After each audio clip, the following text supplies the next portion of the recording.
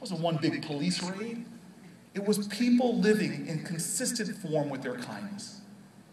But this is hard. I tell you this now, it is incredibly hard. Because the mundane monotony of life often grinds you down. That there are days that you'll go where you just feel like you lose count of them. There are days when the challenges come so much that you begin to realize that you're losing a bit of yourself. It's in these moments that you must return to your center and to your core. Return to the enthusiasm and the excitement of days like this. Return, as my grandfather would say, to your truth. I tell you, I learned this as a young law student. I'll never forget, I had a pack of my first ever legal cases. I was almost a lawyer, and I was able to represent people in a clinic that we had in law school called Landlord-Tenant Clinic, and I'll never forget this lesson given to me by my first client.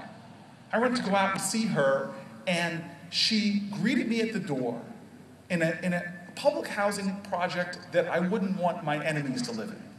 And here I was in charge of helping her stay in her housing. And I'll never forget, she escorted me in, and she was an elderly woman. Her tongue was a little swollen, so she spoke with difficulty. Her back was bent over, and her face had deep lines of dignity in it that looked like a map of a place long ago. She sat me down and explained that she was being evicted from her homes because housing authorities, as some people here might know, have a very draconian law that says if one person in a house is caught dealing drugs, then they go to evict the whole home. And I remember sitting with her and listening to her extenuating circumstances. She had a 19-year-old nephew that she asked to live with her because she had challenges, because she had a disability. She would fall into seizures. And she needed someone to look after her. And her 19-year-old nephew was engaged in narcotics trade and got caught. Now they were moving to evict her.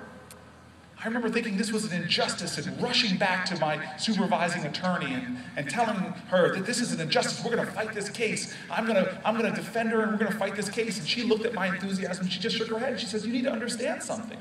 You're now representing clients. You don't represent your own interests and your own agenda. This is a difficult case. You need to go through a lot more hearings. You need to go through a much longer process. And I'll tell you, if you push her to fight all along the way, and she fights when she has maybe a 15 or 20% chance of winning, if she fights and loses, you'll go home devastated, Cory Booker, but she won't have a home to go to at all. And I'm telling you, even if you had Johnny Cochran in the dream team, it's a hard case for you to fight. And so she said to me, go back and pick her up and bring her in.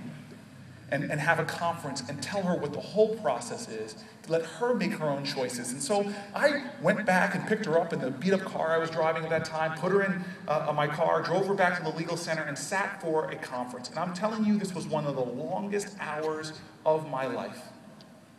I sat there talking to her, but all this woman could do, this elder of mine, who I'd been taught to revere and respect, all she could do was cry her eyes out over and over again.